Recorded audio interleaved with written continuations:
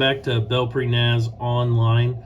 As always, we're so glad that you can join us in this online setting. We've got so many things going on in the life of our church that it would be nearly impossible for me to really give you all the details that you need in this video and keep it short enough that you'd be willing to watch it. So what I'll do instead is I'm going to post in the comments our bulletin from this week so that you can see all of the information that we shared during our updates and even a couple other things. We've just got a lot going on, which is exciting. And I'm so excited about the life of our church and how it's just beginning to thrive. So if you've never been here, if you've only been watching online, if this is your first time watching and you're just trying to check us out, I really encourage you, just come and join us on a Sunday morning. Our worship service begins at 10:45 a.m. We're just such a warm and welcoming place. And I know I'm biased. I'm the pastor. I know, I get that. But genuinely, this is just a group of people that love to love people. So I just really encourage you to come and experience that for yourself so you can understand what I mean when I say that. And we've just got a great group of fellowship, and soon we'll be announcing some information on small groups that will begin in the beginning of October. So thankful that you're joining us this week once again. This week's sermon is, I think, a powerful one that really should challenge us all to search our hearts and to search our genuineness in our faith. This week I'm talking about, are we in it for the long haul? Are you committed to your faith in all things, or just when it's easy and convenient? So we need to be Christians that walk the walk, that talk the talk, that know that we know that we know that we know what we believe.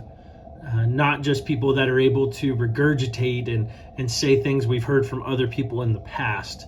We want to be able to own our own faith and to live it out in a real and authentic way. So I hope that you'll engage this sermon, that you'll grow from it, and I would love to hear from you in that. If you have any questions or comments or epiphanies or revelations during this sermon that we're about to post, I would love to hear from you, whether it's in an email or a message or just a comment on this video. I really look forward to hearing back from you. I hope you have a wonderful week. We'll see you next time. Well, we've been venturing through this, this weird series that's just kind of made itself available as we've been working through these passages.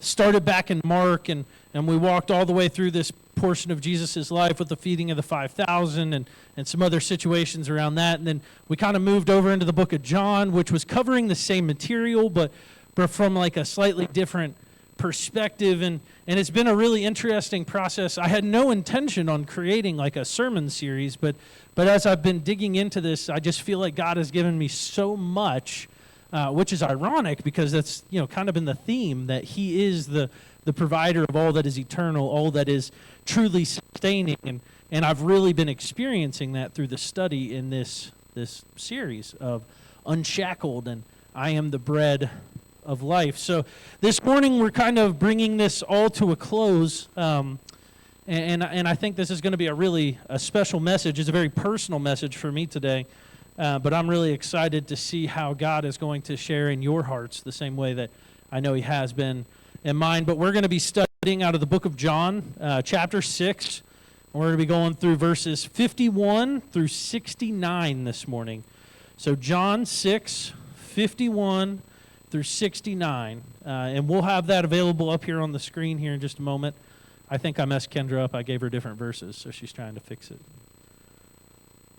There it is. All right, John chapter 6, verses 51 through 69.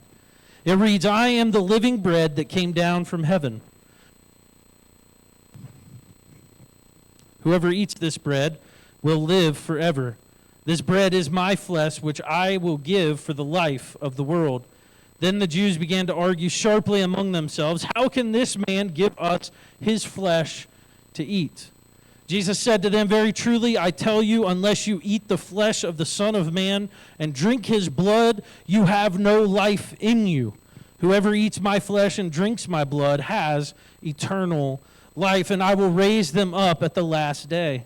For my flesh is real food, and my blood is real drink. Whoever eats my flesh and drinks my blood remains in me, and I in them. Just as the living Father sent me, and I live because of the Father, so the one who feeds me will live because of me. This is the bread that came down from heaven. Your ancestors ate manna and died, but whoever feeds on this bread will live forever. He said this while teaching in the synagogue in Capernaum. On hearing it, many of his disciples said, "This is a hard teaching. Who can accept it?" Aware that his disciples were grumbling about it, Jesus said to them, "Does this offend you? Then what if you see the Son of Man ascended to where he was before? The Spirit gives life. The flesh counts for nothing. The words I have spoken to you, they are full of the Spirit and life. Yet there are some of you who do not believe." For Jesus had known from the beginning which of them did not believe and who would betray him. He went on to say, "This is why I told you that no one can come to me unless the Father has enabled them." From this time, many of his disciples turned back and no longer followed him. You do not want to leave too, do you? Jesus asked to the original 12. And Simon Peter answered him, "Lord, to whom shall we go? You have the words of eternal life. We have come to believe and to know that you are the Holy One of God." This is a very powerful passage, but before I get into the exegetical work of this passage, I just want to share a story. I've told you before, I love history. I always like to look back to history to learn lessons. And today I'm going to tell you about a 16th century Englishman, Sir Thomas More. He was a devoted Catholic, and he was a respected lawyer, philosopher, and statesman. He served as Lord Chancellor under King Henry VIII. He was deeply committed to his faith and to his moral principles. However, a great test of his convictions came when King Henry VIII sought to annul his marriage of Catherine of Aragon and remarry so that he could have a male heir. The Pope had refused to grant this annulment, but King Henry VIII defied the Pope, and he just declared himself the supreme head of the Church of England, a very king thing to do, just take things, right? He demanded that all of his subjects, including Sir Thomas More, would swear allegiance to him as the head of the church rather than to the Pope. And Sir Thomas More, he was torn. He was loyal to his king. He loved his king. He supported him. But his faith and conscience was preventing him from going against the teaching of the Catholic Church. He knew that the Pope was the head of his church. His friends and his colleagues, they said, just make an oath to the king for your safety and your position, but you can still keep your own beliefs privately. You can still believe what you want, but outwardly you can be what the king wants you to be. And others who feared the king would have waver in their own convictions, and they did sign this oath, a lot of his friends and his colleagues. But Sir Thomas More remained firm. Despite knowing that his refusal would lead to his downfall from power, from wealth, from life, he stood by his beliefs and he refused to sign the oath. He was ultimately imprisoned, and eventually he was executed for treason, for not submitting to King Henry VIII as the head of the church. Before his death, he famously declared, "I die the king's faithful servant, but God's first." His unwavering conviction became a lasting testament to his faith and his principles, and he stood firm in his beliefs even in the face of death, becoming a huge symbol of courage and integrity and the power of conviction, especially in the Catholic Church. They use him for a lot of teachings. But this morning, from the passage and from the story, I'm going to ask a simple but kind of heavy question. Do you truly believe what you say you believe? It is kind of an uncomfortable question. We say that we follow Jesus. We sing songs of worship and we proclaim our faith out loud in certain contexts. But when the road gets rough, when Jesus' teachings are challenging or they make life a little more difficult, and it's not what we expected, are we going to stand firm or are we going to waver? When someone asks you a question that challenges a portion of your faith that you don't have an immediate response to, are you going to be able to live through that challenge, or is it going to knock you down and take you away from Jesus? See, in John chapter 6, in this passage that I've just read, Jesus delivered this very tough teaching, calling himself the bread of life and challenging people to consume his flesh and his blood. He was telling people they had to be cannibals in a sense. And for a lot of people, this was shocking. It was even offensive to many of them, even his followers. And so what happens? They kind of challenge his teaching. They say, this is a hard teaching to take. Can you basically say it in a different way? And Jesus doesn't. He doubles down. He didn't soften it at all. Instead, he pushes his disciples to reflect, are you in it for the long haul? He says, if you don't eat my flesh and drink my blood, you have nothing to do with me, and I have nothing to do with you. See, in the face of challenge, he doesn't begin to quantify his message or his faith or try to soften it. No, he speaks the truth. And no, we don't physically eat the body or drink the blood of Christ. We're not actually cannibals, but he was using this teaching to say, I don't want you to think about the worldly items. You have to get out of this worldly mindset of physical items and physical fulfillment. You have to understand the spiritual ideology that he had been preaching and teaching. In the first verse of this passage, he says, I am the living bread that came down from heaven. Whoever eats this bread will live forever. This bread is my flesh, which I will give for the life of the world. This is a bold statement that he's making about his identity and his mission. He wasn't just another prophet or teacher, which some were likely viewing him as a great teacher, a great prophet, but not necessarily a reflection of God on earth. He was the very essence of life itself, the only source of eternal sustenance. To follow him wasn't a matter of accepting some teachings. It's not just saying I agree with it. It's consuming his life. It is literally making his life part of yours, letting his sacrifice and his words become the foundation of our lives. That's what we sang a lot about today, that on Christ the solid rock I stand, but I think sometimes we should be singing, on Christ the solid rock I stand next to. It's a very hard teaching for people to accept, and they pushed back. And they said, who could even accept this message? This crowd. So let me remind you who this crowd is. This is the same crowd that was once eager to hear more from Jesus. The same people in Mark that we learn about, they ran out of their huts and their villages to meet Jesus in the wilderness on the side of the Sea of Galilee. These are the same people who were present at the moment when Jesus fed the masses with only a couple of fish and 5 loaves of bread. These are the same people that chased Jesus across the Sea of Galilee to be near him again when he wasn't there in the morning. This same crowd is the crowd that begins to disperse. The moment the teaching becomes a little bit difficult, the followers begin to vanish. It's no longer comfortable. It's no longer what they had signed up for in the beginning. They were okay with miracles and blessing, but this level of commitment was a little too much. I wonder if there's anyone in here like that today. When the message of Jesus is challenging our comfort, we begin to pull back. We want Jesus the healer. We want Jesus the provider. But do we really want Jesus the sacrifice? Do we really want to take up our cross and to follow him into whatever life is going to bring us into? Are we really willing to declare ourselves to be filled with the life of Christ, which means that we become reflections and imitations of the life of Christ? As I was reading through this passage, I had one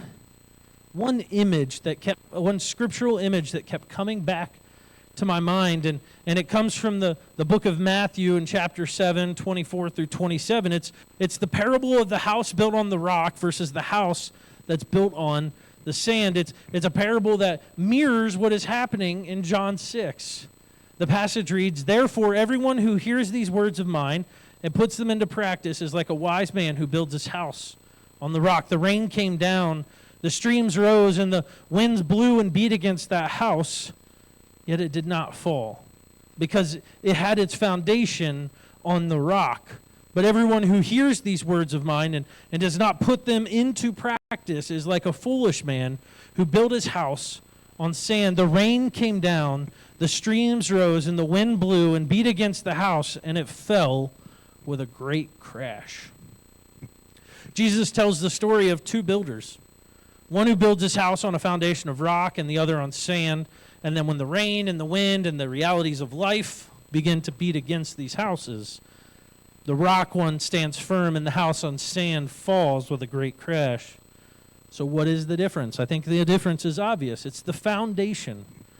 Jesus is saying, if you truly believe in me, if you hear my words and put them into practice, you're building life on solid ground. But if your faith is shallow, if you only follow me when it's easy or convenient, you're building on the sand. When the storms of life come, and they will come, the house built on convenience and comfort and half-hearted commitment is going to crumble. But the house built truly on the foundation of Jesus, the true bread of life, will stand firm. Jesus doubles down again. I don't know if that's the proper term. I don't gamble. But he doubles down again. He shared this hard message, and the people challenged it, and they said, "This is too hard." So he came back at them, and he gave them the same teaching with more visceral language, and the people could not handle it, and they dispersed. Now, I don't know if you're really aware of this, but at this point, Jesus had hundreds of disciples. It wasn't just his original 12. He had hundreds of followers, if not maybe thousands of followers that were following him into the wilderness and into these towns and these cities and these villages to hear his teachings and see his miracles. So when we say they began to disperse, I mean, there were a lot of people that began to disperse, but he turns to the OG 12, the original 12, and he said, "You do not want to leave me too, do you?" See, I think this was said in two ways. I think for one, it was like, "Are you going to leave too?" You know, kind of that parental, like, challenging authority. But I think there was a little bit of a broken heart there.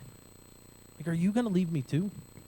Because he was still human. He was still experiencing this emotion, and he has a heart for all these people. And a few passages ago, he said, "I feel like these are sheep without a shepherd, and I want to be their shepherd." In that process, it pushed some of them away because they weren't willing to stay with them. But ultimately, Jesus doesn't plead with the original 12 to say, he doesn't water down his message and say, "I'll explain it differently if you'll just stay." Instead, he just confronts them with the question, are you going to leave too when it gets a little difficult? Are you only in this for the blessings and the miracles, or do you truly believe in who I am? And Peter's response is exactly what we need to have. "Lord, to whom shall I go? What else can I go to? You have the words of eternal life. We have come to believe and to know that you are the Holy One of God." Peter understood and explained that while Jesus' teachings were challenging and countercultural and uncomfortable, there was nowhere else to turn for true life. His conviction kept him on the solid foundation of Christ, while others were falling away by the masses. He had built his life on the rock, while others were sinking away in the sand with their easier options. Here's where it gets personal. We're not talking about Peter. We're not talking about Jesus. We're not talking about the masses that went away. We're talking about us this morning. Many of us are facing times when our faith is challenged. Maybe it's in relationships, in your life, your health, your career, or even just your walk with Jesus is challenging you right now. So the question is, are you in it for the long haul? Are you going to be like the crowds who left when Jesus' teachings became hard? Or are you going to be like Peter, who understood that Jesus is the only solid rock on which we can build our lives? Here's the tough part. Here's the personal part of this message.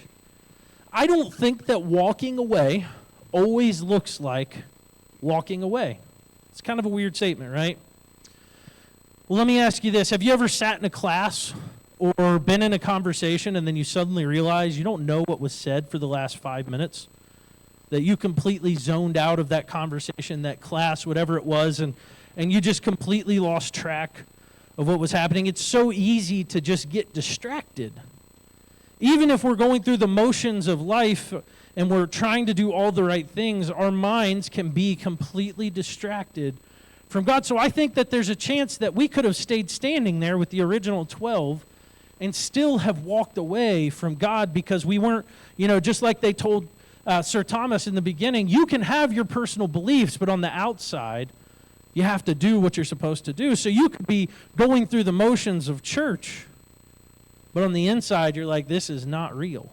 I don't really believe this. I'm just trying to make myself feel better. I'm trying to get that golden ticket into heaven while just being completely distracted with the other things of life. And I want to get vulnerable here for a moment. And I want to say, first of all, that this isn't against anyone specific, and it's definitely not me trying to garner more encouragement or attaboys or anything like that. But I deal a lot with the struggle of allowing my foundation to be based on the metrics of man. I struggle mightily with that, with comparison. This week, as I was preparing for the funeral of Georgie, all I could think about is my first week when I came here. And everyone said the one funeral that Pastor Phil had done when he was here was the best funeral they'd ever sat through in their whole life. And I was like, crap. I'm serious. That's the only thing that hit my heart when I first knew that I was going to be preparing for this message. And the first thing that hit my heart was, I got to be as good as Phil. That's intimidating. And it honestly was really challenging for me to fight through that battle because all I could think was I was comparing myself really through the eyes and ears of other people to someone that I shouldn't be comparing myself to. I met with a pastor the morning of the funeral, and he gave me 2 pieces of advice, and it was completely random. I had no intentions on having breakfast with this guy. He was just in town. He said, hey, you want to get breakfast? And I said, yeah, man, I'm doing my first funeral today, and I'm a little bit nervous. He said, why?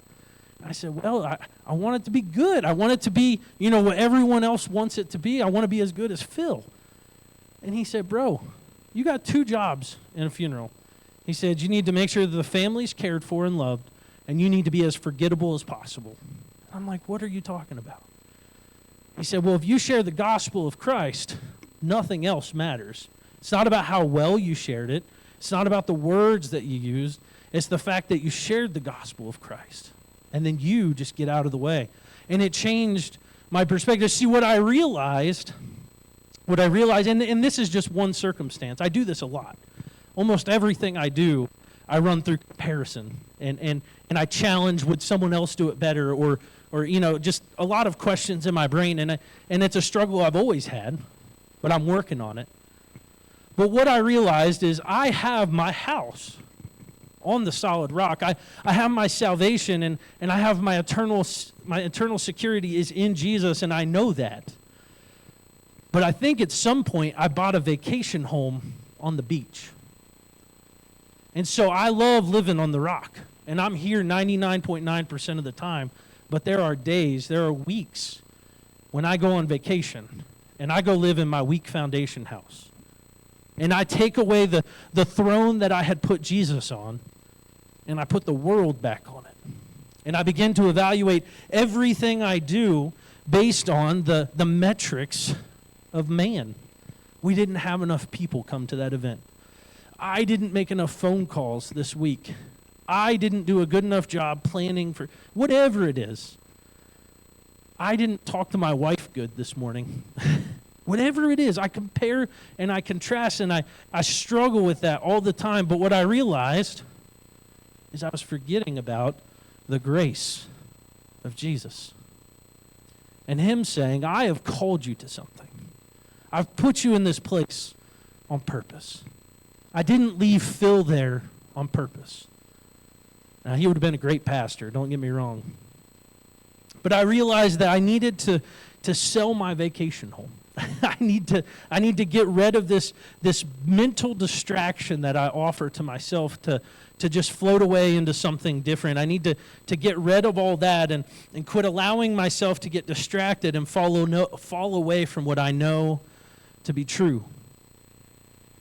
And I think that we all have a vacation home on the beach, whether we realize it or not. Even if we know that Jesus is Lord, there's an area in your life probably that pulls some attention away, that offers a distraction away from the truth of Christ. And so what I think Jesus is asking us today isn't so much, are you going to leave the church? Are you going to walk away right now as I'm preaching this message? I think he's talking about the other 6 days of the week. How are we living our life the other 6 days of the week? How are we making these little decisions as we walk throughout our lives? Are we always committed to our faith? Or are there times when we allow ourselves to head over to the vacation home on the beach where we're vulnerable? And I promise you, I've been on that vacation home when life hits hard. And it's tough. It's hard to handle. When you're trying to do everything yourself, it's impossible. And so I want to ask, are you in it for the long haul? Are you in the rock house for the long haul? Do you truly believe, even with the cost of committing to Christ, that he will be there for all that you need? If we claim to follow Christ, we must build our lives, not our house, our lives on his truth, even when it's uncomfortable or hard to understand. See, are we consuming the bread of life every day, drawing our strength from him, or are we just going through the motions until it gets a little bit tough? So the reality is Jesus calls us to a faith that is grounded on the solid truth, the solid rock of his truth, not the shifting sands of cultural convenience or temporary emotion or whatever it is that you're dealing with. We're faced with challenges and hardships. The storms of life are going to come, but we must stand firm in our belief that Jesus is the way, the only truth, and the only life. And that we need to be a people whose faith is deeply rooted in Christ, so that when the wind blows and the rain comes, we remain steadfast in our commitment to him. And I think that's where our testimony is so important. Because when a storm hits you, it hits other people too. And I don't know if you've ever seen footage of a town that's been ravaged by a tornado or a hurricane, but sometimes you'll see that one house that's still standing in the midst of the debris, or that one building that's still standing in the midst of the debris. And you just know that building is the beacon of hope in that community. It's the source of hiding from the rain. It's the place to get warm or to get food or to get blankets, and we get to become that. When our house is built on the right foundation and the storms of life come through, we will stand. But sometimes in the midst of debris from the lives of other people.